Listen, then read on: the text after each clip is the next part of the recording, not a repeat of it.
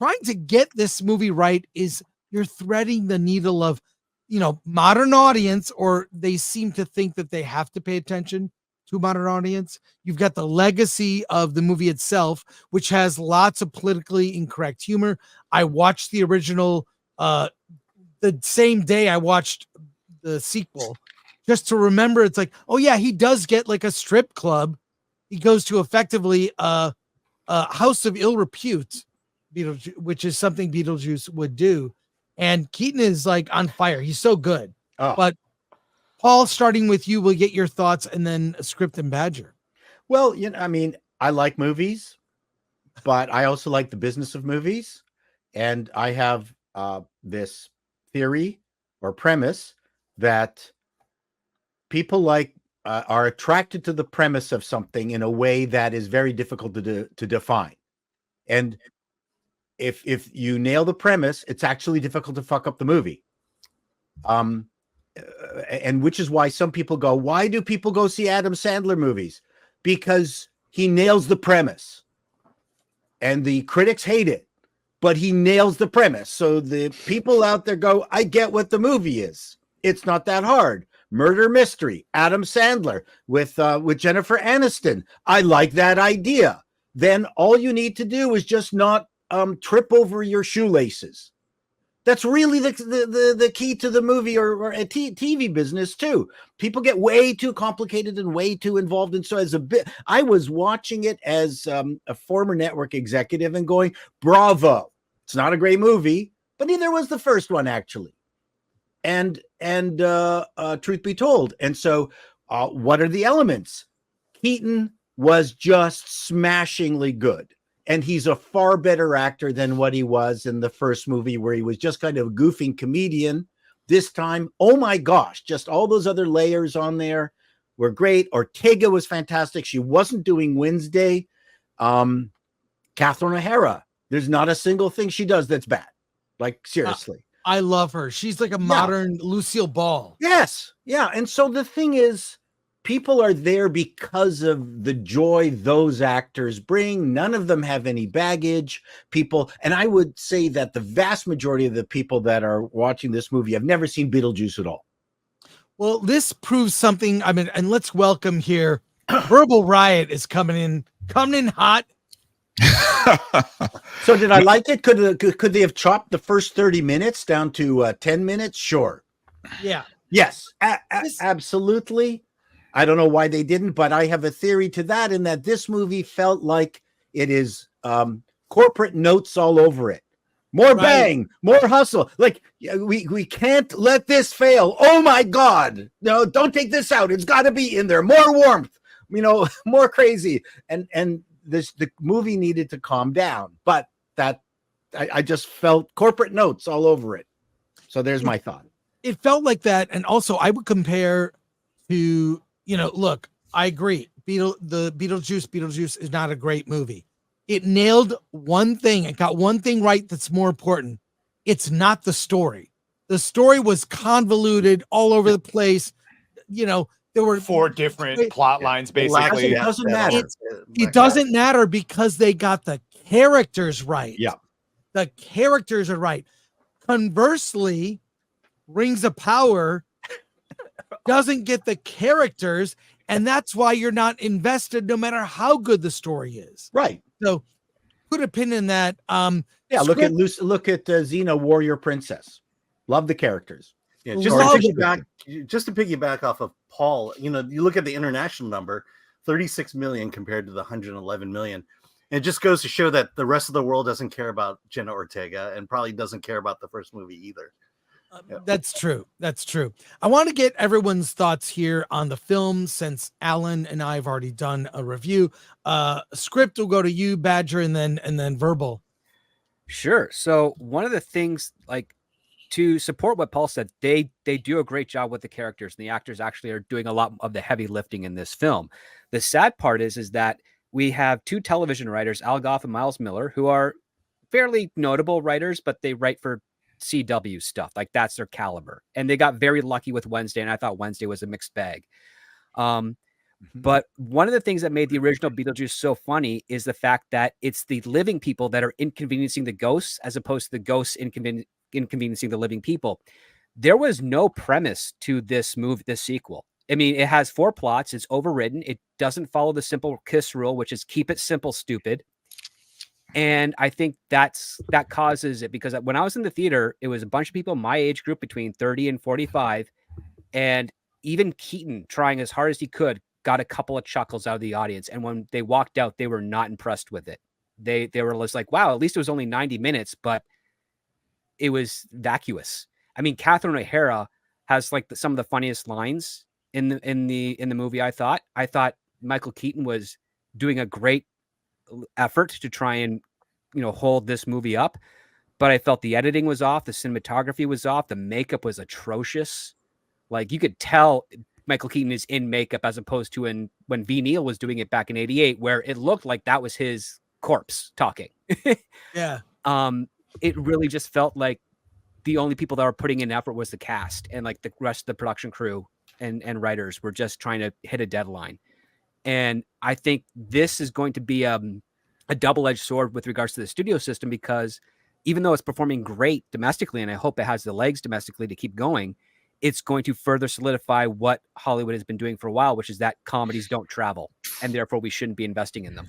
Because if the box office is not going to break 40 million before the middle of this week, they're going to be like, well, then we just wasted, 10 times the budget that we spent in '88 on this movie, and we're only going to be getting a third overall in the return.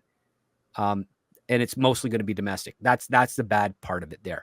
But I will say, if you are a Beetlejuice fan, if you are definitely a Michael Keaton or Catherine O'Hara fan, you should check this movie out, because you will enjoy their moments on screen. I also think that there were so many subplots, so many plot lines for each character. It felt like they mapped out a season of a TV show and then compressed included, compressed it. That's what it felt like. I mean, Well, they that's what wasted the Monica writers do. Bellucci. She was barely in the movie. What's And that, then they Alan? wasted the boyfriend. Yeah. Oh, and also, please stop trying to make Justin throw a thing. He's been acting for 30 years. Just leave him alone. Let him go. Just leave him alone. He was weightless in the movie. He was weightless, literally. Yeah. Badger, what do you think? Yeah. Much like what Chris said and behind the scenes, what script and just said here, that it halfway through, I felt like sort of feels like a TV show. And oddly enough, had it been a full season that was like well developed, I might actually enjoy it. As a movie, though, I enjoyed everyone's performances, all the setups. It's just they didn't execute them. So like the path in between getting to the things I liked, I was getting bored and drawn out. And man, if they had just taken her out of the boarding school, the daughter, and had her living with Lydia, and had it just Monica Bellucci criminally underused, like, and that whole thing was like, why even do that? You could have come up with another contrivance. Again, have to point out, love the fact that when spoiler, the Latin father who we finally do see in the afterlife, and he's working the immigration counter. I don't know if that was done on purpose or not, but that breaks the rules of the lore, because he didn't commit suicide, so he shouldn't be working in public service. yeah, there you go. I don't know how much lore they were paying attention to. Overall, when I was out of the theater, it's like a 5 out of 10, and maybe in hindsight, just because the performances and all that, I could give it a 6 out of 10. But yeah, mine was filled with younger audience, and the script pointed out, I didn't even think about that. They might have just been strictly Jenna Ortega fans, because the time they made the most squealing was when they had the kiss moment. So yeah, that might be it. My whole thing is, I don't think this movie is going to have the legs. I think this is going to have a drop off, because the people that loved it for the first one, or went to go see it because of love for the first one, I think this could be a 50-50. And if they find something they like here. Let's see. Verbal. What did you think? For me, honestly, man, it was just forgettable. You know what? Here's the thing. I didn't hate it. I mean, look, if we're being honest here, I don't think anybody was like on pins and needles waiting for, the big Beetlejuice sequel. We haven't been on our toes waiting for 20 years for Beetlejuice to come back. You know what I mean? Like, so it's not like, The Force Awakens, right? When we've been waiting for a new Star Wars. No one was waiting for Beetlejuice. I mean, so I went into it with pretty reasonable expectations. And And that's what I got. I got a reasonable movie. Wasn't great. Wasn't horrible. Like Chinese food. I mean, I was empty, an hour after I saw it. And shots fired, bro. And no, and look, if we're being honest, and I've heard this said before, I've heard it said that Tim Burton is a one-trick pony, right? But he's really good at that one trick. Here's the thing, though. He was good at that one trick. He was good at that one trick. I don't think that works anymore. I don't think that one trick works anymore. I'm just saying you're going to the wrong Chinese restaurants. You know what? That is fair. But no, look, man, I think, like everyone said, the acting was fine. The characters were fine. If this were a TV series, I think it probably would have fared better. But then the problem with that is we're going to be comparing it to Wednesday. Yeah. Right. So there really wasn't a win here. And I'm gonna say something a little, a little controversial, maybe. Maybe Jenna Ortega was the wrong person to cast for this because of the Wednesday comparison. She's getting typecast for sure. Yeah, you get what I'm saying? It's like maybe they should have went with a different actress. Right. Even though I love Jenna Ortega, love her.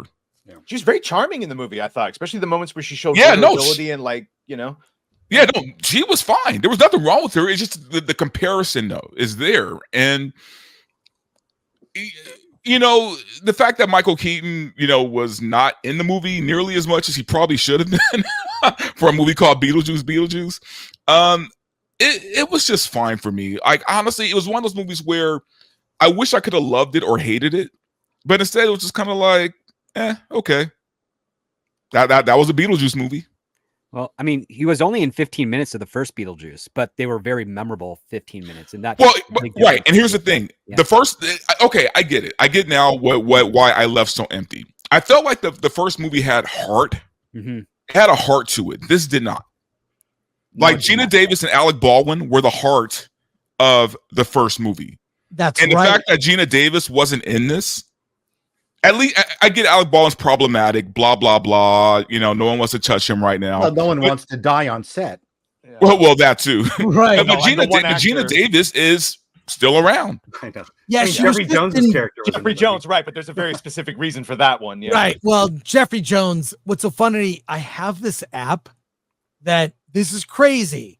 When a friend of mine was looking for a house or place to live, there's this app you can search for, PDFs files, in the neighborhood. And I happened to be at the Grove. And I was looking around, the Grove, and I looked on that app. Guess who comes up? Guess what actor came up? Jeffrey Jones. Yeah. He's on that app. His pick. You have to do it. But it was interesting because you could tell Burton respected the character still. The character. Yes. So it's like, how do you? And I think he did a fine job. And Jenna Davis is not in it because she's busy writing her woke translation AI software. AI software for scripts. Yeah. Well, remember, she's got like the Sweet Baby Inc. equivalent of a Hollywood diversity. She's had it for years. For years, yeah. Yeah. Gina Davis was actually in Blink Twice. We talked about. I don't know if anyone saw that, but sounds like nobody saw it. I remember hearing about that because the last thing I saw her in was like an episode of Glow on Netflix. Yeah. Script, Long Kiss Goodnight. Love it. Great, Long strong Kiss character. Goodnight was great. Script, I think one of the reasons why you were affected by the makeup was because of digital film. That's what I thought. Possibly, 4K. yeah. It's way too clear. I think if you look at watch the original film with some acuity, you will see that the makeup is just as bad. But it's on film, and that's different. I think it's also lit differently too. Like, well, people don't know how to really shoot on digital, or they abuse it, and I won't get into that. That's a whole nother topic. But yeah, I mean, to me, I was impressed in this day and age with the quality of writers that are available that they actually turned this thing out. And Jenna Ortega is there as a name. I mean, it's the show business. Business has got more letters in it than show. It's right. About business. And this thing, I was vaguely impressed with just, it felt like Warner Brothers had their mojo back, that they were maybe a little too skittish. Maybe they're putting their finger on the scales a little bit too hard. But I think the movie business needs that kind of leadership sometimes. I didn't feel attacked too, like while No. watching it. Right, Yeah. right. Right. Yeah, That's all you need is just to not feel like they hate me. It's Yeah. a very small little thing to Well, ask. you can tell by the fact that Charles Dietz was actually treated like a good character. Like they disassociate the fact that yes, he's played by an actor who was in possession of some terrible material. But it's like just because that's the case doesn't mean we have to denigrate the character he played that people liked. Yes. And I think that's a smart step to do.